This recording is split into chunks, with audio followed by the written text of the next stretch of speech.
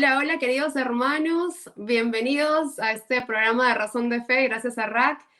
Este día estamos muy contentos, sumamente contentos, nos sentimos honrados porque tenemos la presencia de un sacerdote millennial, un padrecito, el padre Byron. Padre Byron, ¿cómo está?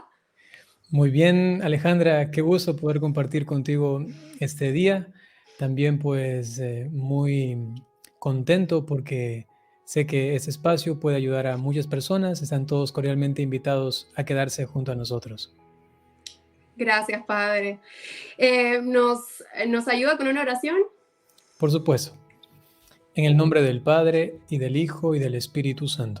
Les invito a hacer un momentito de silencio, pidiéndole al Señor que envíe al Paráclito, al Santo Espíritu de Dios, por intercesión de la Santísima Virgen María.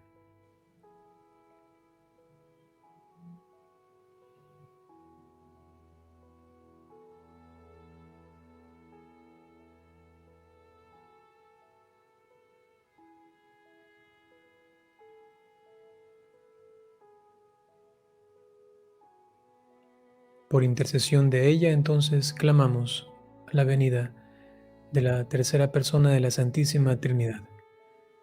Dios te salve María, llena eres de gracia, el Señor es contigo. Bendita eres entre todas las mujeres, y bendito es el fruto de tu vientre, Jesús. Santa María, Madre de Dios, ruega por nosotros pecadores, ahora y en la hora de nuestra muerte. Amén. En el nombre del Padre, y del Hijo, y del Espíritu Santo. Amén. Muchas gracias, Padre. Hoy tenemos un tema muy importante. Me parece un tema muy, muy importante para nosotros como católicos.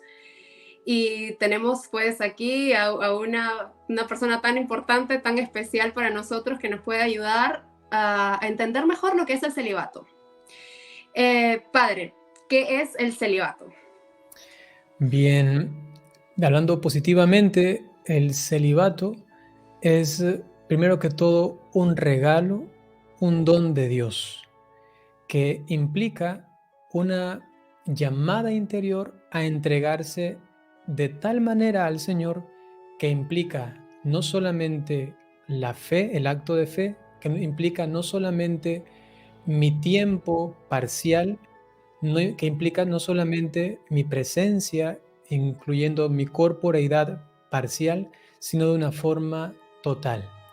El celibato, entonces, un don de Dios que me capacita para entregarme por completo al Señor con mis afectos, mis sentimientos, con mi tiempo y también con mi cuerpo.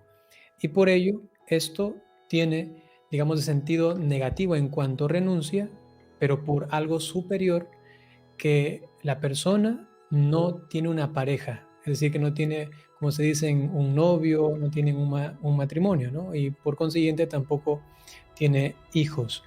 Entonces el celibato, un don maravilloso de Dios que solamente se puede vivir también mediante el sustento de la gracia divina. Muy buena explicación, Padre. Creo que queda bastante claro lo que es. ¿Cuál es la diferencia entre el celibato y la castidad? Porque también... Sí, yo también he escuchado bastante de esa pregunta. A veces tengo los programas y me dicen, padre, pero ¿por qué nos obligan? Por ejemplo, en el matrimonio, a veces dicen, yo quiero vivir el celibato, ¿no? Y yo digo, pero ¿cómo? Si tú estás casado, ¿no? O también me han preguntado, que cómo es posible que yo estando casado, ¿no? Pueda vivir la castidad si estoy casado, ¿no? Entonces, ahí Exacto. para aclarar esto creo que es algo muy sencillo. La castidad, para grabárselo, ¿no? Esto es para todos. La castidad es una virtud que el Señor ha dejado para todos. Bienaventurados los limpios de corazón, porque ellos verán a Dios. Y esta limpieza, esta pureza, se ha luego descrito, según la teología dentro de las virtudes, como la virtud de la castidad, o también inclusive se le ha llamado la virtud de la continencia, y inclusive un poquito más allá Santo Tomás de Aquino hablaba de la temperancia, ¿no? que es como el sentido más profundo, que implica castidad, por un lado, y implica también continencia. Y esto aunado hace que haya una coordinación, una armonía, una correspondencia entre el alma y el cuerpo, a tal punto que ya no es solamente la continencia en sentido impositivo, es decir, que como que tengo que obligarme a mí mismo a guardarme de esas inclinaciones desordenadas, ya sea en el celibato o ya sea en el matrimonio, sino que más bien el cuerpo ya se siente en armonía con el alma, con la inteligencia que me dice la razón de la sexualidad, el objetivo, el placer lícito es este. Entonces, mi cuerpo naturalmente se inclina a esto. Es lo que llamaba Santo Tomás, más allá inclusive un poquito de la continencia y de la castidad, que es la temperancia, ¿no?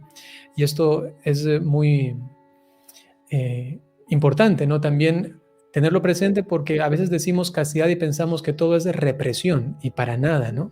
Sino que más bien es una santificación del cuerpo a tal punto de que la corporeidad ya sea también dócil a lo que nos pide el Señor en el Evangelio, a la pureza, ¿no? A la castidad. Entonces la castidad es absolutamente para todos. ¿Se puede vivir la castidad en el matrimonio? Por supuesto que sí, siempre y cuando se dé una relación de pureza de amor, siempre y cuando se realice el acto inclusive íntimo en el círculo amoroso, ¿no? De el respeto, de la dignidad y también de la concordia entre las dos personas, porque ahí entra también un diálogo, entra también una, un, un sentirse grato en ese momento, cómodo, ¿no? Para que las dos personas no tengan luego unas cuestiones allí de conciencia, cuestiones también de dolores personales por inclusive a veces querer hacer lo que no se debe e inclusive meter allí cosas que vienen de otros ambientes, ¿no? Por decirlo así, Claro, que no tiene nada que ver con la con vivencia el plan de cristiana, Dios. la Ujú. sexualidad. Esto, castidad. ¿También lo tiene que vivir el célibe? Por supuesto que sí. El celibato entonces es como un plus más a la castidad. Ya todo es castidad, pero el celibato entonces implica que el afecto, la pasión y la sexualidad entendida en términos genitales, en términos también de pareja, de compañía, ¿no? Ha cambiado. Ya no se lo hace junto a una pareja y luego junto a una familia, junto a hijos, sino que ahora es un guardarse para que aquí en este mundo se haga palpable de alguna manera, se haga presente una realidad futura. Es lo que también se conoce un signo escatológico, ¿no? Es decir, un signo de la vida futura ya aquí presente. Inclusive se podría hablar como una especie de sacramento, no en el sentido de los 7 sacramentos como medios de santificación, sino sacramento en el sentido de que es un signo visible, ¿no? De una realidad que todavía no vemos. Y esa realidad está pues en el cielo, siguiendo también el mandato del Señor que nos dice que allá en el cielo pues no habrá matrimonios, no habrá en ese sentido familias cerradas, ¿no? Sino que seremos todos como ángeles, refiriéndose justamente a el matrimonio, a la sexualidad, lo aclaraba el Señor, ¿no? Qué bonito. Vivir el cielo en la tierra, básicamente. Sí. ¿Desde Ahora, cuándo? Ujú, sí. solamente para decir, para Sí, sí. dejarlo como resumen, a veces yo tiendo un poquito a eso.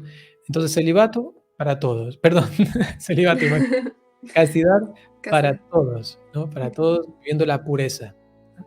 Y el celibato, en cambio, es que la persona por el reino de Dios, inclusive también por un llamado, porque eso es primordial, o si no, no tiene sentido, ha determinado que todo su ser íntegramente, con un corazón indiviso, se entrega al Señor en cuerpo y alma.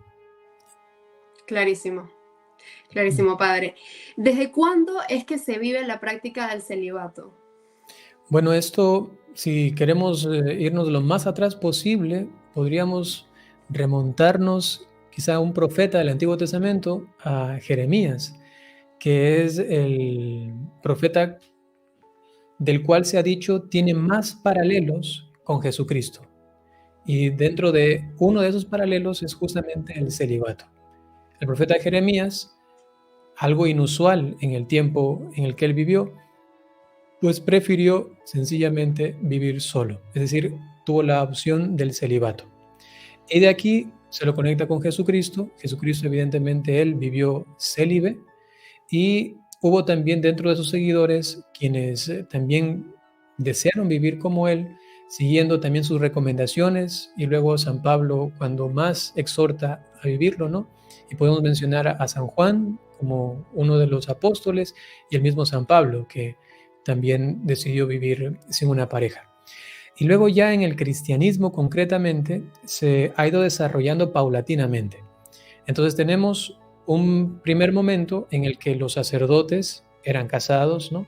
Los obispos también, eso tenemos evidentemente testamento o testigo de palabra, ¿no? Y también de historia, palabra de Dios y de historia de la iglesia. Muchos obispos al principio, los mismos apóstoles primero probablemente estuvieron casados, ¿no? También se dice de San Pedro que tuvo una hija, no sé si esto lo conocen muchos, ¿no? Pero si uno estudia un poquito a San Clemente, por ejemplo, que menciona en sus notas históricas, en Historia de la Iglesia, por ejemplo, también me parece que San Eusebio, si no me equivoco, que lo replica a lo que dice San Clemente, mencionan que San Pedro tuvo una hija que se llamaba Petronila, ¿no? Y dentro de la Iglesia Católica a Petronila se la ha identificado como esta hija de Pedro, muy probablemente, y también está dentro del calendario de mártires, ¿no? Entonces, también dentro del primer círculo de los apóstoles, probablemente porque era lo usual y Jesucristo eligió a personas que vivieron en su tiempo y de una forma ordinaria, pero que les hizo un llamado a dejarlo todo. El que no deja padre, madre, tierra, hermanos, ¿no? Y San Pedro mismo llega a decir, lo hemos dejado todo por ti, ¿no? Entonces, hace un llamado tan grande, exclusivo inclusive, y él y los demás pues le siguen totalmente. ¿Cómo lo llevaban? ¿Cómo lo realizaban? Si es que las esposas, quizá en el caso digamos que hubiese sido así, iban también dentro del círculo de los discípulos, probablemente, inclusive San Clemente mismo, él hace o relata un posible martirio de la esposa de San Pedro, solo por mencionarlo. No se sabe el nombre exacto, ¿no? Pero él relata un posible martirio de ella y que San Pedro estuvo presente y ya luego evidentemente vivió el celibato o vivió solo, ¿no? Probablemente ya desde que el Señor le llama lo ha vivido, ¿no? El celibato. Eso no lo sabemos claramente, pero tenemos indicios de que porque lo ha dejado todo por él, pues también lo ha hecho, ¿no? Y luego, como decía, los obispos, pues también sacerdotes, era como lo usual. Sin embargo, de a poco, sobre todo desde que se cristianiza prácticamente el mundo más cercano de donde se ha dado la diáspora, es decir, donde se han organizado los cristianos al salir de su región propia, de toda la Palestina. Entonces, al ir al mundo greco-romano, allí iban ya viendo como algo necesario, y el propio San Pablo es el que lo siente, el que lo comienza a vivir, lo comienza a experimentar y ve que justamente para el servicio a Dios es necesario esto, a tal punto que llega a decir que aconsejaba que no se casen, ¿no? Pero claro, si tienes muy fuerte esta inclinación a lo sensual, a querer tener una pareja, pues entonces cásate, que no haces mal, pero haces mejor si no te casas, ¿no? Llega a ese punto, ¿no? Y también llega a decir que las personas que se dedican al Señor en el celibato, pues lo hacen totalmente, ¿no? Y los otros están como divididos en su corazón. Entonces ahí también, siguiendo este consejo, pues algo que llamó muchísimo la atención y que evangelizó de una forma muy fuerte al Imperio Romano, no fue solamente los mártires, porque a veces se resalta bastante el martirio, y eso es verdad por un lado, pero no hay que olvidarse que otro punto, y son los dos los más importantes, que ha logrado la evangelización, la conversión de aquellos paganos, fue también la virginidad. El hecho de que hombres y mujeres estaban dedicándose por completo al Señor y diciendo, no me hace falta tener una pareja. Y para ese tiempo era inaudito esto. ¿Cómo es posible que un hombre no tenga una mujer, que una mujer no tenga hijos? Entonces, esto era muy fuerte y también llegaba, calaba en la sociedad. Luego, siglo III, siglo IV, siglo V, esto iba avanzando de una forma muy natural, y esto es muy importante decirlo, de una forma muy natural.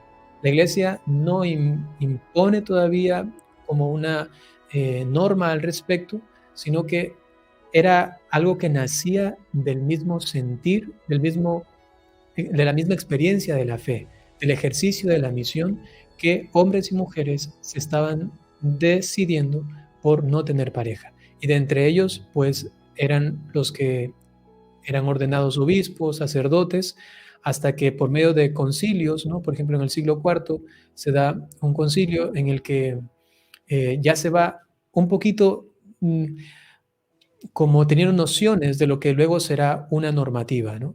Y es que allí ya se dice que hay quienes, clérigos, o mejor dicho, sacerdotes, obispos, que se entregan al Señor y que lo hacen por medio de la renuncia al matrimonio. Y básicamente esto es lo que en el desarrollo de los concilios que se van dando después, en el siglo V hasta el siglo VII también, se va como normalizando esto. Todavía no hay una norma, pero ya se va normalizando. En el siglo XII ya se realiza un concilio en el que se pide que en la Iglesia de Occidente se guarde el celibato, ¿no? Y eso llega hasta Trento. Y en Trento lo ratifican, lo confirman, y todos estos conservan este primer modelo, ¿no? De que quienes se quieren entregar por completo al servicio del Señor a través del sacerdocio, pues renuncian al matrimonio. Y también lo ha reiterado el Concilio Vaticano II, y el Papa Francisco, por mencionar lo más actual, también lo ha hecho, diciendo que mientras él es Papa, pues esto no va a cambiar. Y lo menciona así, esto no va a cambiar, justamente porque ya que es algo de talante normativo.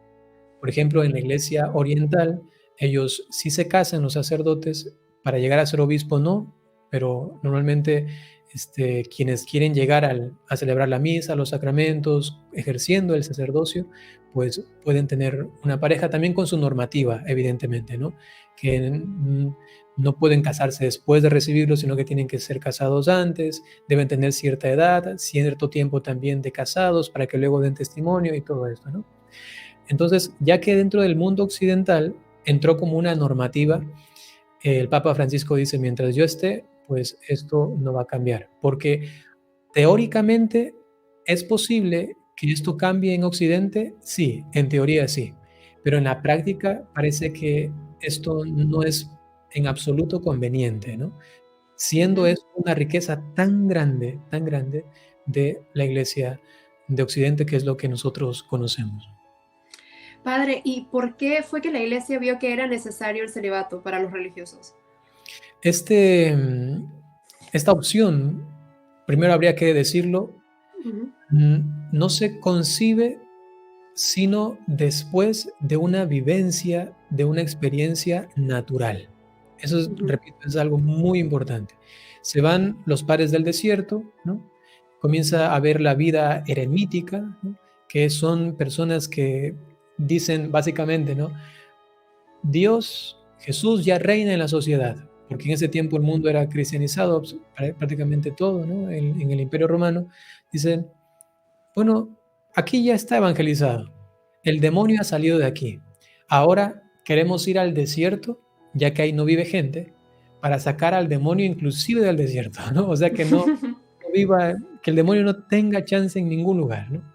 Era uno de los pensamientos, sentimientos de aquellos que también se iban. Evidentemente esto implicaba una vivencia de penitencia, de todo esto, y también de virginidad, de celibato, e inclusive aquellos que vivieron una vida así como muy pecaminosa. Tenemos una historia muy, muy bonita de María de Egipto, que ella vivió como, ni siquiera como prostituta, sino más que eso. O sea, ella ni siquiera cobraba, solamente quería satisfacer sus deseos carnales con quien pase por delante, ¿no? Y luego se convierte y se va al desierto y a vivir completamente en castidad, en celibato, digamos también así, todo por Dios para purgar sus pecados, ¿no? Entonces también la penitencia, pero también el trabajo, la oración y orar desde allí, ¿no? Para poder hacer fuerza como una especie de cadena, de nudo, de círculo alrededor de las ciudades también inclusive, para protegerlas y digo también para sacar al demonio, ¿no? Y tenemos una imagen muy hermosa de San Antonio Abad que está peleando con los demonios dentro de su cuevita ahí en el desierto donde él vivía. Entonces, primero una vivencia natural, eso es importante.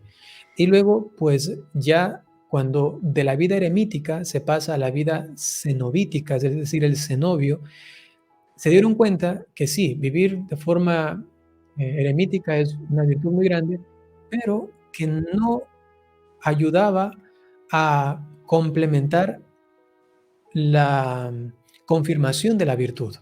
Atención a esto, ¿no? Una cosa es estar en un cuarto, en una cueva y tener una piedra, un palo, una olla y por acá las cosas de trabajo y decir, bueno, yo soy humilde porque mira cómo vivo, ¿no?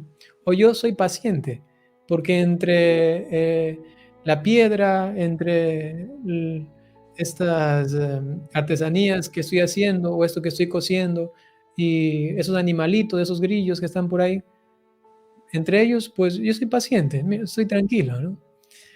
Pero cuando en cambio está un hermano viviendo en esa cueva contigo, comienza a probarse por fin la humildad, a probarse la paciencia, a probarse la tolerancia, tu capacidad de comprensión, de soportar inclusive las debilidades del otro, ¿no? Entonces se dieron cuenta de que sí, la vida eremítica importantísima, muy grande, pero que para confirmar la virtud era necesario vivir con otras personas. En Y comunidad.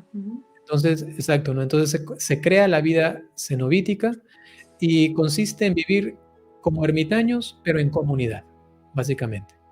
Y aquí comienza ya una normativa, ya que se ha visto que el consejo de San Pablo es este y que se ha vivido naturalmente esto, pues para entregarnos por completo al Señor en una vivencia exclusiva a Él, para que luego no haya la cuestión de los hijos, porque también esto evidentemente eh, digamos así, cambia un poco la mirada porque hay que estar pendiente de ellos y lo que esto implica. Los que son padres de familia lo entienden claramente, ¿no?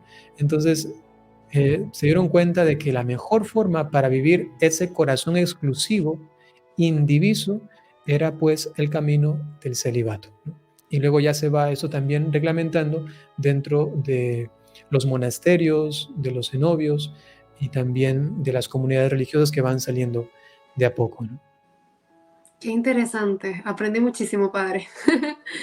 Hablemos un poquito sobre la toma de decisiones, porque estamos hablando, la iglesia decidió esto, la iglesia decidió aquello, y muchas veces pues se nos ataca a los católicos, y una de las razones por las que yo me convierto al catolicismo fue justamente por el peso de la historia, ¿verdad? Y de que, bueno, lógicamente tenemos la Biblia gracias a la iglesia, a los concilios, los mismos concilios que deciden pues lo que la toma de decisiones. ¿Dónde está la autoridad? Porque no es que la iglesia cambie a la Biblia. Entonces, si podríamos aclarar un poquito eso, ¿no? De quién tiene la autoridad, por qué es que la iglesia toma las decisiones como lo hace. Sí, bueno, creo que esto, si tenemos una mente o un raciocinio lógico, ¿no? Un raciocinio coherente, pues es fácil deducirlo, ¿no? Porque también inclusive los hermanos protestantes un poco a veces se cierran al respecto, ¿no? Y le dan la suma y única autoridad exclusivamente, ¿no? A la Sagrada Escritura, como olvidándose del resto, no queriendo levantar un poquito la razón y mirar el conjunto completo, ¿no? La iglesia, el mandato, la historia, la tradición, sino que solamente agachar y la Biblia y se acabó. Si no está ahí, no, y no quiero. Y esto es muy peligroso, ¿no? Y ya lo vemos, evidentemente, después de la Reforma Protestante, la cantidad de iglesias, denominaciones, más que iglesias, digamos, confesiones o denominaciones que han salido convirtiendo esto a la iglesia de Cristo, digamos, en términos general, que en un escándalo para aquellos que están afuera, ¿no? Es totalmente un escándalo, ¿no? Es decir, ¿qué es esto? ¿Por qué están tan divididos? Ni ellos mismos se entienden, ¿no? Entonces esto es una lacra, es una herida muy profunda, muy grave y quizá de las más lamentables que hemos tenido que sufrir. Si me cierro solamente allí, pues me olvido del resto y caigo en fundamentalismos que no tienen sentido. Entonces, más bien, si vemos la cuestión ampliamente, nos damos cuenta que hay una palabra de Dios escrita, ¿no? Hay una Biblia que ha sido definitivamente, y en esto hay corrientes protestantes, unos que para sustentar la fiabilidad de la Biblia aceptan a la Iglesia Católica hasta inclusive más después de Constantino, más después hasta como el siglo V me parece que es, ahora no tengo bien el concilio y el papa, ¿no? Pero solamente aceptan hasta cierto concilio de cierto papa y dicen hasta aquí. Y claro, porque saben que hasta ahí la iglesia determinó cuál era la Biblia, ¿no? Pero hay otros que en cambio caen en cosas peores, ¿no? Y dicen solamente aceptamos una cierta autoridad de la iglesia hasta la muerte del último de los apóstoles, ¿no? O solamente hasta antes del año 313. Entonces comienzan ahí a caer en estas situaciones que no tienen sentido porque todas ellas implican una autoridad, definitivamente, una autoridad, ¿no? Y todas ellas, si es que no las conciben como una autoridad divina, es decir, que Dios a través de algo que ha querido llamar iglesia, ha determinado ciertas cosas para la salvación de los hombres, si es que no conciben una autoridad entonces divina en esos actos, terminan diciendo, y es así, ¿no? Diciendo que Dios es sencillamente no omnipotente. Terminan diciendo que Dios es incapaz de salvaguardar su iglesia hasta el último día. Y entonces van en contra totalmente de las palabras del Señor, que estará con nosotros, que enviará al Espíritu Santo, que nos llevará hacia la plenitud de la verdad. Esto, para cualquier persona que estudie la historia de una manera muy objetiva, sin inclinaciones de pensamiento, sin prejuicios, sino desde afuera, ¿no?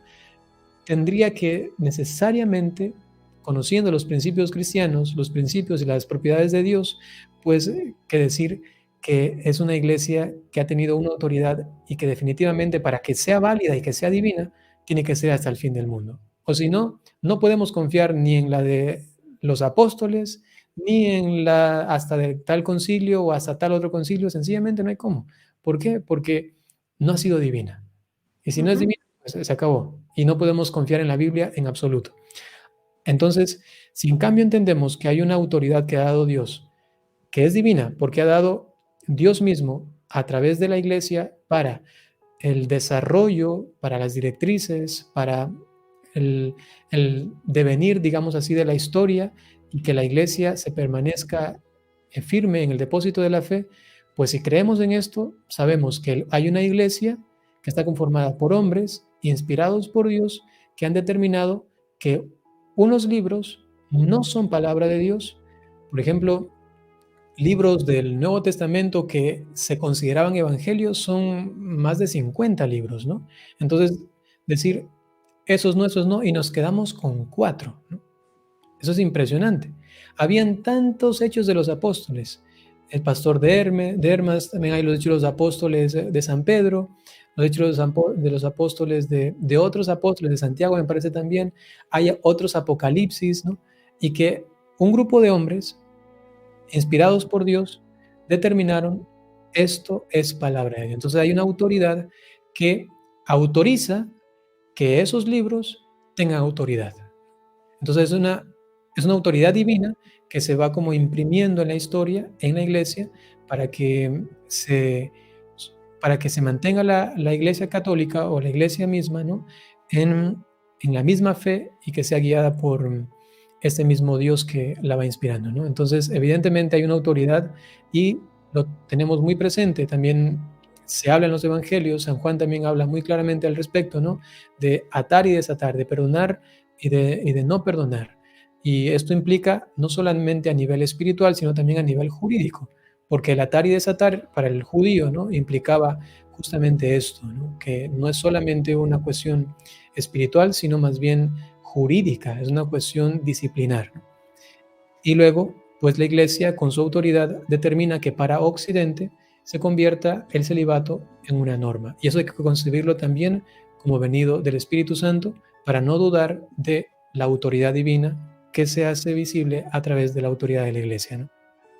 Clarísimo, clarísimo, padre. La iglesia es el agente externo de la Biblia, básicamente, y Sí. que es necesariamente, que necesariamente debe existir, y esa es la autoridad que tiene pues nuestra iglesia. Sobre el celibato en la Biblia, ¿qué es lo que podemos encontrar en la Biblia? ¿Cuáles son las bases bíblicas que podemos encontrar? Yo tengo anotado aquí porque yo no tengo la capacidad, o quizá no desarrollé eso en algún momento de mi formación, de grabarme los textos bíblicos así Sí, impresionante, como un padre Luis Toro, ¿no? Que sí, es de espectacular memoria. realmente, ¿no? Sí.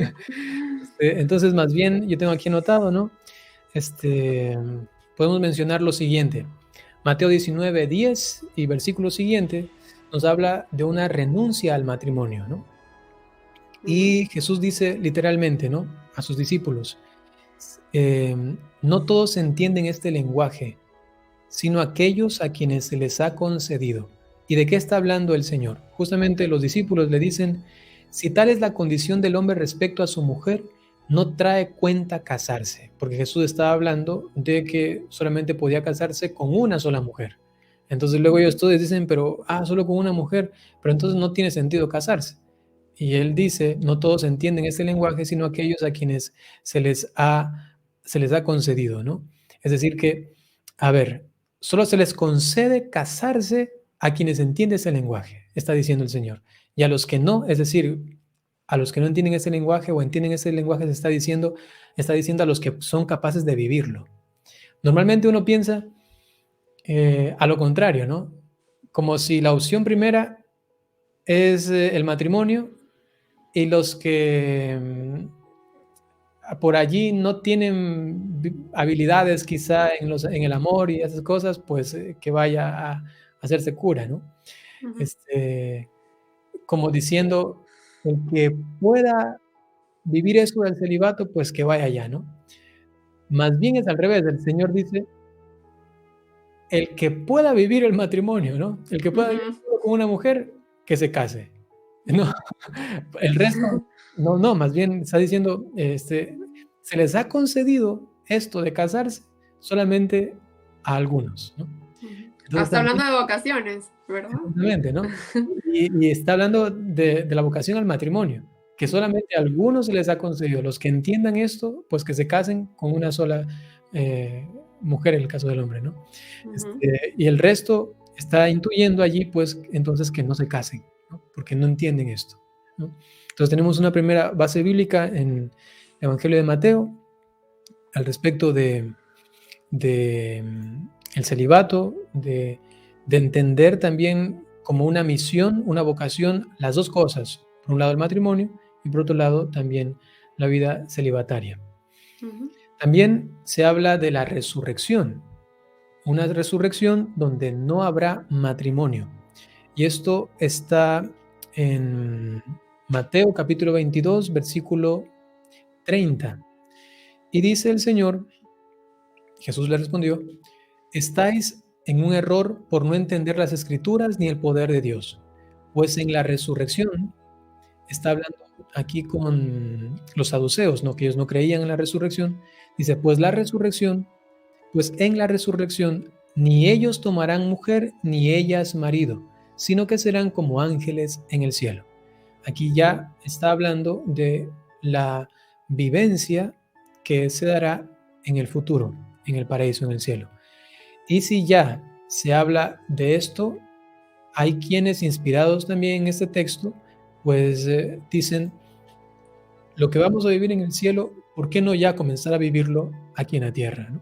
Ha sido también una fuente de inspiración para aquellos que han decidido por el celibato. Luego también tenemos un deseo del apóstol San Pablo en 1 Corintios 7, versículo 7, y dice, mi deseo, ¿no?, sería que todos los hombres fueran como yo, mas cada cual tiene de Dios su gracia particular, unos de una manera, otros de otra. Y se está refiriendo justamente al celibato, ¿no? Y así, si es que alguien quisiera consultar más, ¿no? Por ejemplo, cuando yo hablaba del corazón indiviso, también está en 1 Corintios capítulo 7, versículo 32 y siguientes, que se habla al respecto. Pero si quieren todavía más citas bíblicas, lo voy a decir ahora y luego si lo están viendo pueden ir poniendo pausa para anotarlas, ¿no? Pueden anotar Mateo capítulo 5, versículo 40, Lucas capítulo 9, versículo 60, también Lucas capítulo 18, versículo 22. También la opción del reino de Jesús y de su evangelio, dejándolo todo, pues Marcos capítulo 10, versículo 29. Son algunas de las citas bíblicas que se podrían utilizar, ¿no? Y hablando de citas bíblicas, también se menciona una parte de la Biblia en la que se habla de la imposición, ¿no? De que van a no permitírsele casar a ciertas personas, ¿no? Y esto es muy importante aclararlo porque se habla de una imposición de parte de la iglesia. ¿Es el celibato una imposición, Padre Byron? Sí, no sé realmente, yo nunca había escuchado esta interpretación, pero me imagino que ha de venir de círculos protestantes, ¿no? Justamente Jesús dice que hay unos que nacen, otros que se hacen y a otros que los hacen, ¿no? Entonces, se los hacen, ¿no? Se está hablando justamente de los eunucos, y ese es el sentido del texto, ¿no? O sea, que no había entendido o no había visto esa otra posibilidad de interpretación, ¿no? Entonces, sí, ahí dice eso, pero se está refiriendo el texto justamente a los eunucos, que para custodiar normalmente a la reina o a personajes, mujeres importantes o mujeres que tenían esposos de cierta categoría, pues contrataban eunucos, los cuales habían sido castrados, y los ponían justamente a guardar la alcoba de la mujer, para que nadie entre y no tenga el marido sospecha de que el eunuco le está siendo infiel o está siendo juntamente con la mujer infiel a él, ¿no? Entonces, sí, ese es el contexto, ¿no? Y más bien no es una imposición, porque siempre es algo voluntario. Más bien, la profecía de Jesús de hay quienes se hacen por el reino, ¿no? Hay quienes se hacen por el reino. En la otra, en la imposición y en el nacer eunucos o nacer sin capacidad de sexualidad genital, no se refiere al reino de los cielos. Pero cuando habla ya de el hacerse por el reino de los cielos, sí. Y entonces, ya que habla de algo divino, esto se lo tiene que aplicar también en términos proféticos, ¿no? Y ya está anunciando más bien digamos, un ejército de hombres y mujeres que iban a optar por no casarse para vivir por completo por el reino de Dios sin una pareja, ¿no? Y reitero, no es una imposición, sino más bien es una opción. Es lo que dice Jesús, se hacen.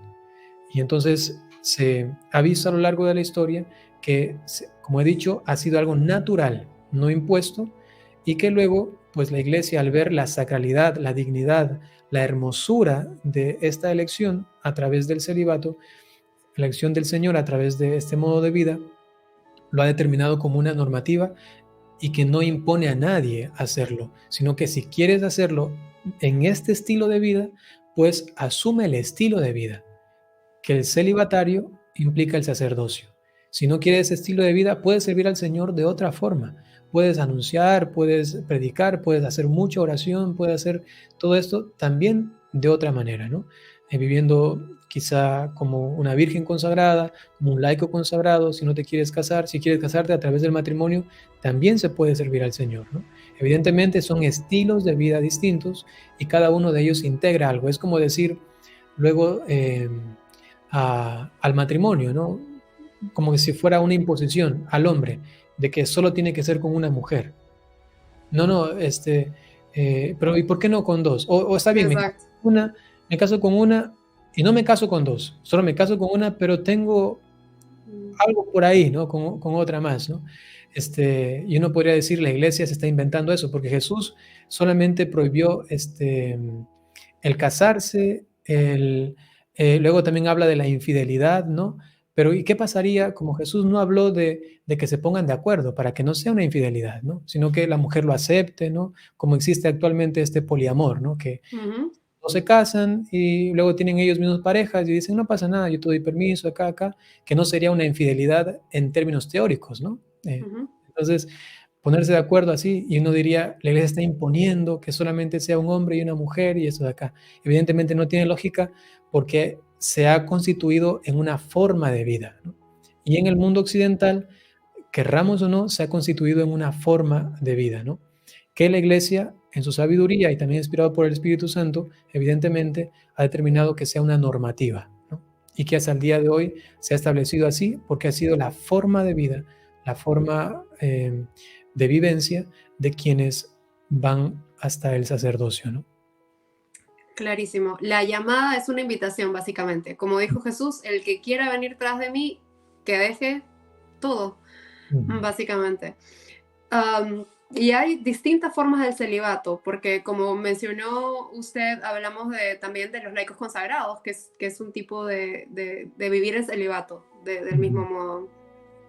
Y también hablamos acerca de los sacerdotes católicos casados. ¿Es posible esto, padre? ¿Nos explica un poquito? Exacto, ¿no? Como hemos hablado de una forma, estilo de vida celibataria dentro del mundo occidental, ahora tenemos que decir que también hay en el mundo oriental. Y entonces ellos determinaron, porque no es un mandato divino, sino que es un mandato eclesial, ¿no? Es dentro de la normativa eclesial, que en su territorio, ellos solamente para llegar a ser obispos optan por el celibato, ¿no? Caso contrario, si es que alguien quiere acceder al sacerdocio, pero también ve una vocación al matrimonio, ¿no? Entonces solamente se da en cuanto esta persona primero ha sido casada y luego tiene cierta edad y también ciertos años de matrimonio para luego prepararse para el sacerdocio. Y tiene pues también unos límites de sumisión, porque la Iglesia Oriental también entiende evidentemente que no puede exigir lo mismo al hombre casado sacerdote que al hombre célibe sacerdote, ¿no? Entonces también tiene ciertos límites, inclusive en su ejercicio del sacerdocio. Esto hablando en términos de la Iglesia Oriental. Pero también ha sucedido que han habido conversiones de, concretamente, anglicanos, que no teniendo sucesión apostólica, es decir, que ellos cuando ordenan sacerdotes en una ceremonia no quedan ordenados realmente según la sucesión de apóstoles. Ellos lo perdieron hace muchísimo tiempo, ¿no? Según la historia se sabe esto claramente, porque inclusive cambiaron la fórmula de ordenación y cuando cambian la esencia, la fórmula, entonces ya el sacramento no es válido. Entonces cambiaron el sentido del sacerdocio como un ejercicio del sacerdocio de Cristo que ofrece la Eucaristía, y esta Eucaristía siendo realmente el cuerpo y la sangre del Señor, ellos ya no lo vieron como cuerpo y sangre del Señor, ya no lo vieron como un sacrificio actualizado en el presente, sino como algo simbólico. Así nos lo cuenta, por ejemplo, John Henry Newman, que fue anglicano y luego se hizo católico y luego cardenal de la Iglesia Católica, que así lo creen realmente los anglicanos.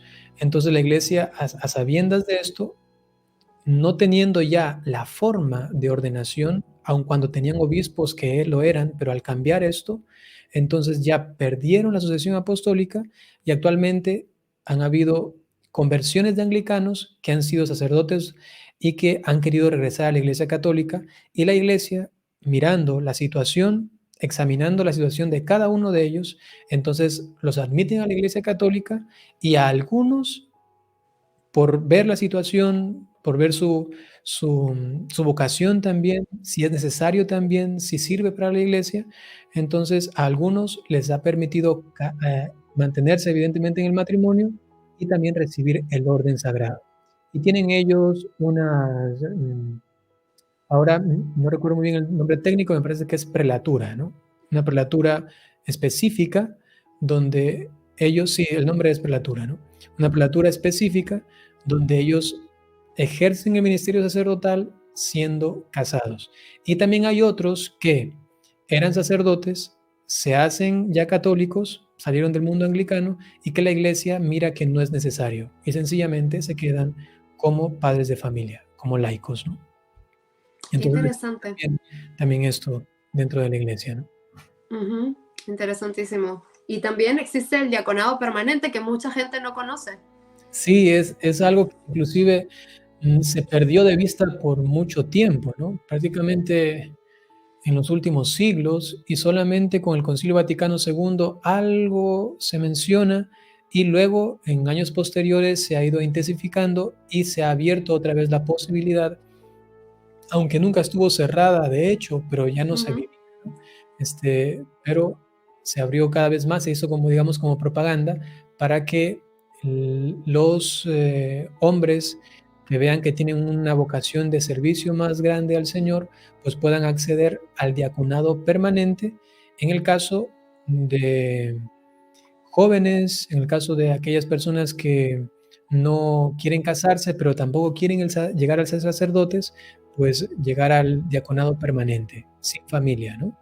Como célibes. Pero también para aquellos que están casados y quieren servir al Señor, acceder entonces a este diaconado permanente, siendo, repito, para que se entienda, siendo parte de una familia, es decir, siendo padre de familia, teniendo una esposa.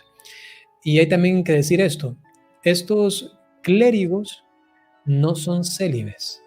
ujú. El, el diácono que se entrega al Señor y que es un diácono permanente, tiene una familia y él puede tener todavía hijos, ¿no? O sea, no es que está obligado a renunciar a la familia, ¿no? Sino que vive en la familia común, como un padre de familia, y luego pues sirve al Señor a través de este grado, ¿no? de orden, y así lo ejercita, ¿no? Lo Y vive. ayuda muchísimo a los sacerdotes, ¿no? Porque pueden casar, bueno, en realidad los ministros de una boda son los esposos, pero pueden eh, Presenciar, se llama presenciar, ser ujú, testigos calificados, ¿no? exacto, Ujú, bautizos, etcétera. ujú. Muy importante. Em, la iglesia desprecia la vida matrimonial al practicar el celibato, padre. Por supuesto que no, porque más bien le da una dignidad tan grande que en la Iglesia occidental se ha visto necesario que para realizar la vocación del sacerdocio sea célibe, y para realizar la vocación del matrimonio, entonces se entregue por completo a la familia, y cerrar un poco el chance, digamos así, para que teniendo familia se le haga como de muy común servir a la iglesia a través del orden sacerdotal, porque allí sí el corazón está dividido definitivamente, y puede ser que sirviendo a la iglesia se olvide de su familia, ¿no? Y entonces, Ujú, al ver más bien la dignidad del matrimonio, la sacralidad de la educación de los hijos, pues más bien enfatiza en que se entreguen y como misión particular tengan entonces la educación de sus hijos, el bien del cónyuge, ¿no? Que eso es realmente muy, muy importante. Y luego en las charlas que se dan prematrimoniales, también en cursos al respecto del amor de pareja, quizá también predicaciones, pues se nota que en la predicación todos los ministros, a menos que haya por ahí alguien un poquito que no está bien, ¿no? Pero todos los ministros hablamos siempre de la dignidad tan grande que tiene el matrimonio, que tiene la sexualidad también, a tal punto que el Señor, el único mandato dado a la primera pareja, ¿no?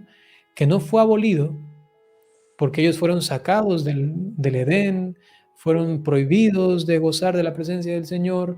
El Señor los puso ahí para algo determinado, del custodio de aquí y de acá, y entonces los saca del Edén, ¿no? Como que todo lo pierden, pero no perdieron algo.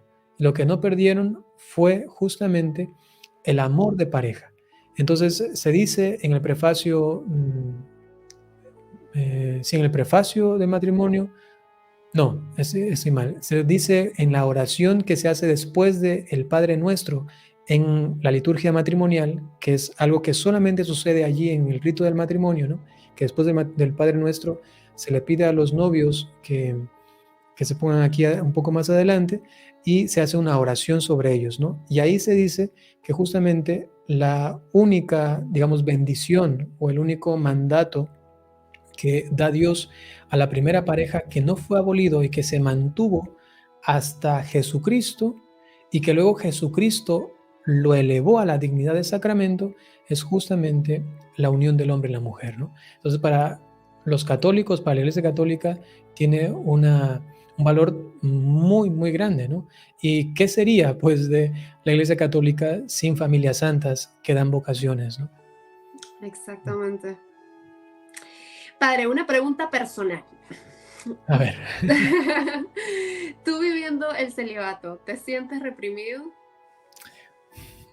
Eso me parece tan, o sea, a veces cuando hay personas que me hacen esa pregunta de manera capciosa, un poquito así como, a ver si es que cachamos al padre en algo, alguna cosa así, sí me da como, sí me ofende un poco, ¿no? O sea, porque no concibo, digamos, en mi estructura mental, ¿no? Que sea sinónimo o en algo parecido, ¿no? Celibato y represión o algo parecido, o, o falta de algo, ¿no? Mm, entonces, más bien, evidentemente tú me haces una pregunta y yo sé el sentido que es y ahí no siento ninguna ofensa o algo parecido. Em, Sino más bien entiendo para que la gente también lo capte, ¿no? Y es eso, ¿no? Que no encuentro una dicotomía entre vivir el celibato y vivir también la sexualidad, ¿no? Castamente, ¿no? En el sentido, sexualidad, en el sentido de, de la, digamos así, la comunicación de quién soy yo, ¿no? Porque eso también es sexualidad, no es todo lo que implica la persona, Por la supuesto. corporeidad, ¿no? Los gestos, ¿no? Inclusive la mirada, la capacidad de comunicación, ¿no? Entonces, básicamente, la sexualidad se ha desarrollado, inclusive pienso que en una persona que vive el celibato, ¿no? Se desarrolla todavía mucho más y por eso es hasta más agradable. A veces una persona, a veces se escucha mucho, ¿no? Hablar con el padrecito o hablar con la monjita o de aquí a acá. Es que el amor y con lo que dice y aquí y acá, y tiene mucho que ver también con la vivencia de su sexualidad, ¿no? Que se ha desarrollado también de una forma ordenada, normal, ¿no? Y digo normal porque también una vez hablaba con alguien y me decía, y ustedes no se casan, ¿no? Era un alemán, ¿no? Que me decía, ustedes no se casan. Y eso no es antinatural, ¿no? No es antinatural. Y enseguida, ¡pac!, se me vino una respuesta que ni yo tenía en la mente, ¿no? Pero me vino como una inspiración. Le dije, no es antinatural, ¿no? Es sobrenatural, ¿no? Y me dice, Qué hermoso. ¿por qué, no? Me dice, ¿por qué? Y se me vino la respuesta, otra vez la respuesta. Y le dije, mira, si es que fuera antinatural, todo lo que es antinatural daña a la persona. Y se nota, crea trastornos, crea deficiencias. Si alguien va por ahí, alguien convivencias antinaturales, se nota que ya no es normal, ¿no? Se nota que hay algo que no está bien, algo que no cuadra, ¿no? Uno ya lo ve y dice, esa persona es rara, ¿no? Es rara, ¿no? Cuando vive o tiene experiencias o vivencias antinaturales, ¿no? Pero en cambio, fíjate, le decía, tú conoces, y le mencionaba a sacerdotes que él conoce y que son irreprochables, ¿no? Entonces le decía, tú conoces al padre Pedro, él ha vivido cuántos años el celibato, ¿no? Y tú lo ves raro por lo menos, ¿no? O lo ves trastocado, trastornado, lo ves con alguna tara, algún trauma, cosas así. Me dice, no, feliz, ¿no? Entonces le digo, ¿te das cuenta, no? Entonces, si es que fuese algo antinatural, tendría unas consecuencias nocivas para la persona. Pero como es algo sobrenatural, más bien tú encuentras en aquella persona que lo vive como un misterio en él, ¿no? Como algo que lo desborda, algo como en una misa que hay mucho incienso, ¿no? Y que ves todo opaco, que no ves bien, es algo así, es como un misterio que, que aunque no entiendes bien, allá al fondo te das cuenta de que está la realidad, ¿no? Algo parecido es también en celibato para alguien que se le resulta demasiado, demasiado descabellado, ¿no? O que le resulta insufrible, digamos así, Sí, para él, ¿no? ¿Cómo es sí. eso de no tener esto, esto, otro, ¿no? Ujú. Qué increíble respuesta, padre. Me ha movido el corazón, estoy a punto de llorar, de verdad. Fue la mejor respuesta, no me pude haber imaginado una mejor respuesta, increíble. Y padre, los que se entregan a Dios, ¿se divierten o no se divierten? Uy, es que hay muchísimas formas de hacerlo, ¿no? Porque también habría que como clarificar, ¿no? Porque a veces se tiene un concepto de diversión, mundanal, ¿no? Ujú, Una diversión que más bien se tiende al vicio, ¿no? Y no realmente a la diversión. O que se tiende más bien a todo esto estrafalario, a todo lo desordenado inclusive, ¿no? En cambio, la diversión, entendido esto como una virtud inclusive, ¿no? Que dentro de la Iglesia Católica tiene un nombre preciso, ¿no? Que se llama eutrapelia, ¿no? Si en cambio más bien se entiende la virtud de la diversión, la virtud del juego, pues uno disfruta muchísimo de eso, ¿no? Que consiste pues en tener tiempos, espacios, no solamente de ocio, ¿no? Y esto también hay que entenderlo bien, el término ocio, ¿no? Porque ya actualmente escuchar ociosidad es siempre negativo, ¿no? Pero al ujú. principio no era así, ¿no? Más bien al principio una persona que vivía el ocio, que tenía ratos de ocio, eran momentos para pensar, de no hacer nada y en cambio para pensar, para profundizar cosas, ¿no? Los filósofos, digamos así, eran los más ociosos del mundo, ¿no? ¿Por qué eran ociosos? Porque tenían tiempo para acostarse y comenzar a preguntarse, ¿no? Y decían, ¿y esto otro? Y sacaban la filosofía, ¿no? Todos los argumentos, racionalizaban, miraban, intuían, sistematizaban, sacaban conclusiones, iban comparando, ¿no? Entonces eran personas de grande virtud, de grande pensamiento, de grande desarrollo por medio de los tiempos de ocio, ¿no? Entonces también esto unido a la diversión es importante dentro de la vida humana y también dentro de los religiosos, de los sacerdotes, de los célibes, aprender a ordenar esto. Esto, por ejemplo, fue una crítica a San Juan, eso está dentro de la historia, quizás es una, un relato que se ha ido pasando de generación en generación, quizá como una leyenda al respecto de esto, ¿no? Que no deja de tener base histórica, ¿no? Y que se ha dicho que San Juan estaba con sus discípulos, San Juan apóstol, ¿no? Estaba con sus discípulos eh, jugando y llega alguien y le dice, Juan, ¿y por qué tus discípulos están jugando? ¿No? ¿Qué les pasa? ¿No? ¿Por qué no están orando o haciendo otra cosa? ¿No? Y él tomó un arco, ¿no? Y lo extendió así. Y dijo, ¿qué pasa si todo el tiempo lo tengo extendido al arco?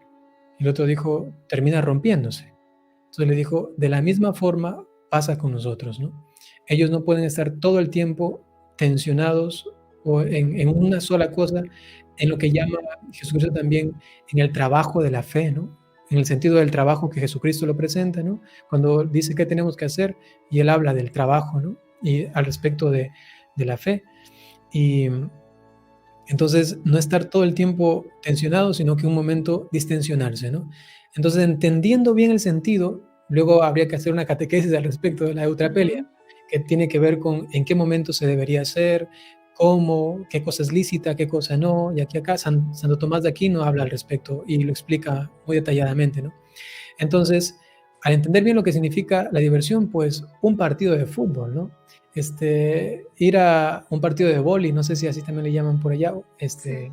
vóley, también algún juego de mesa o quizá un momento de conversación que sea también divertida, ¿no? No todo el tiempo Santo Tomás de Aquino en la sumatológica dijo esto, ¿tú qué opinas, no? Y todo Sí. en lo mismo y un poco tensionado, ¿no? Porque eso requiere también cierto ejercicio muy fuerte de recordar, de pensar, de profundizar, sino que, bueno, una conversación más distensionada, ¿no? Y esto es importante. Y qué bonito ver a monjitas, a sacerdotes que se divierten de una forma sana y que están contentos y que a veces no tienen que hacer muchas cosas. Por ejemplo, te comento de los conventos carmelitanos, ¿no? Todo el tiempo están en silencio, en oración, pero tienen un momento de recreación. Ujú. El convento está en silencio, todo el tiempo. Tin, tin, momento de recreación, y en el lugar debido, evidentemente, y el tiempo debido, eso es o sea, es carcajadas y carcajadas y risas, y están en juegos, ¿no? Qué bonito, sí. Y, y se nota allí que no están perdiendo, digamos, su humor, el sentido del humor, no Ujú. están perdiendo su ingenio de diversión, ¿no? Sino que más bien está ordenado y eso les ayuda también para no caer luego en lo que es lo contrario o algo que desvirtúa el juego, la diversión, que más bien es el vicio, ¿no? De ciertas cosas. Claro que sí. Padre, ¿qué le dirías a los jóvenes que están sintiendo un llamado del Señor, pero por muchos miedos, como incluso el miedo al celibato mismo, Ujú. no terminan de animarse, no terminan de animarse a dejar todo por el Señor? ¿Qué les puedo decir? Bien que cuando el Señor llama, primero, no llama a los capacitados, sino que los capacita. Entonces quizá yo puedo tener un poquito el miedo, el temor y decir, no, es que yo siento el llamado, pero yo creo que no voy a poder, ¿no? Y tengo miedo de luego fallar al Señor. Muchos jóvenes también me lo dicen, ¿no? Quisiera entrar, pero ¿y si me enamoro? ¿Y si luego este, quiero estar con alguien o algo parecido? Entonces, no perder la batalla antes de comenzar la guerra, ¿no? Entonces, si el Señor me llama, hacer un acto de confianza en que, mira, Señor, yo me quiero entregar a ti.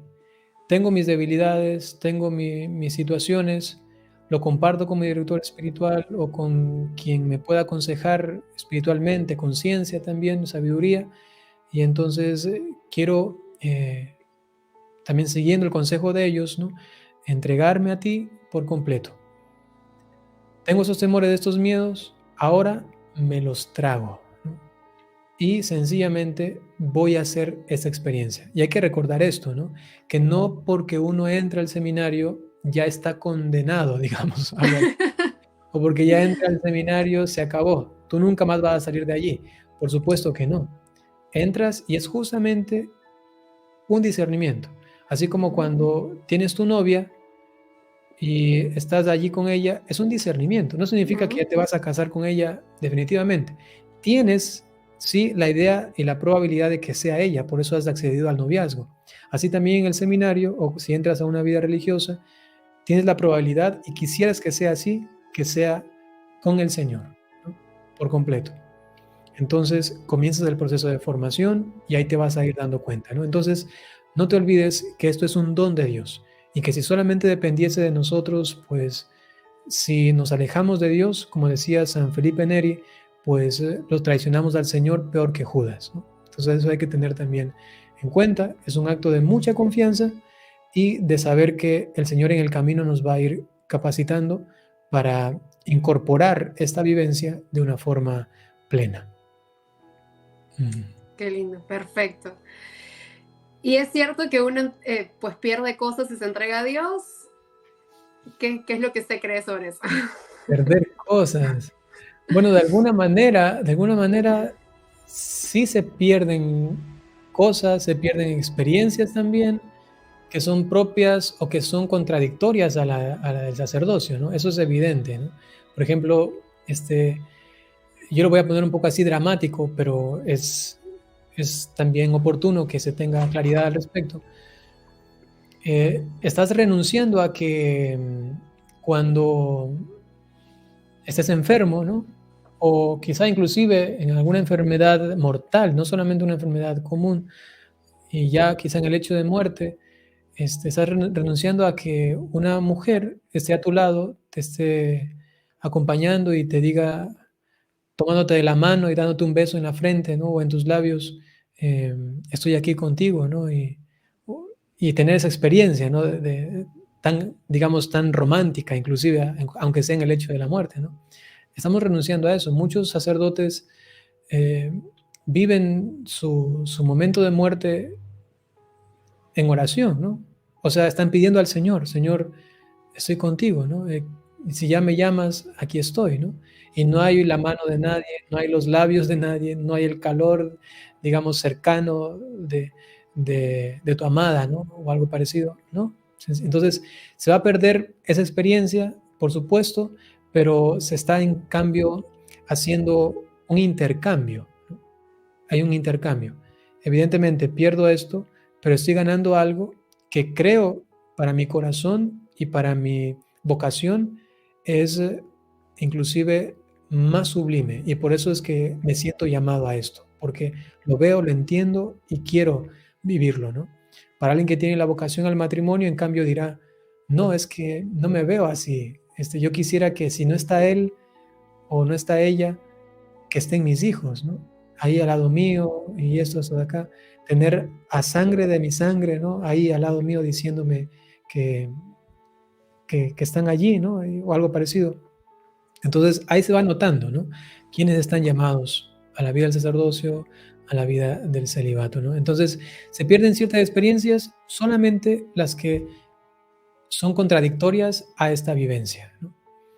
Y luego, pues también hay una gran gama de posibilidades, ¿no? O sea, yo como sacerdote he tenido experiencias que quizá como laico, joven, o quizá ya actualmente me hubiese casado y tenido hijos, no hubiese tenido, ¿no? ¿A qué me refiero? Yo conozco, creo que la mitad ya del mundo, por los viajes de aquí a allá, ajá. O sea, inclusive me hace bonito, ¿no? Por ejemplo, ir a Europa, ir a cierto monasterio, ir a cierta ciudad, yo qué sé, ir a París, luego ir a, a Frankfurt o a ir a Barcelona, ir a España, no sé, ir a Portugal o algo parecido. Es bonito, por supuesto que sí, pero no es que yo digo, como si fuera algo del otro mundo, algo parecido, ¿no? Quizá para muchos dirían sí porque no han tenido esa experiencia, ¿no? Pero como la he tenido, inclusive para mí ya resulta algo como normal, digamos así, ¿no? Y es porque Dios me ha dado esas primeras experiencias tan bonitas, tan hermosas, ¿no? Y que luego se ha convertido en una forma inclusive de vida, ¿no? Eso no lo hubiese tenido evidentemente siendo casado o estando casada, Claro. ¿no? Entonces, eso, luego compartir con tantas personas, yo no creo que hubiese tenido tampoco la ciencia, ¿no? No hablo de sabiduría, eso es algo más personal, eso lo dejamos a Dios, ¿no? Pero quizá la ciencia de ciertos temas, ciertas cosas, y hablar aquí y acá, pienso que no hubiese podido tener el tiempo necesario para leer tanto, para investigar esto otro, para conversar, para tener a mi lado a personas tan sabias, tan santas, ¿no? Beber de ellos, como aprender y todo eso. Sencillamente no. Y entonces me hubiese perdido si me hubiese casado en cambio de otras cosas. Y acá he tenido la oportunidad en cambio de enriquecer otras áreas de mi vida que me sirven para el servicio de la comunidad. Entonces también el encuentro con la gente, la experiencia con las personas, luego también el hecho de la vivencia de la providencia, ¿no? Como yo hago votos de pobreza, de castidad, de obediencia, entonces también la providencia vivida en esos votos, ¿no?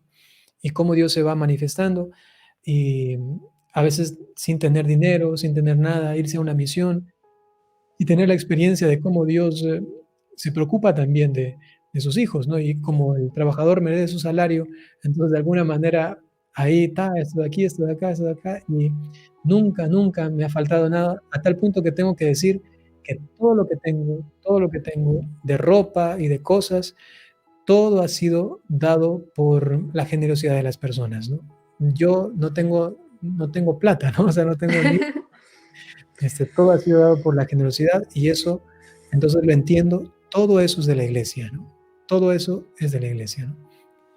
Ujú. Qué increíble. Lo hubiese experimentado. Es increíble cómo el Señor quita algo, pero te repone de otra manera. Mm, Es increíble.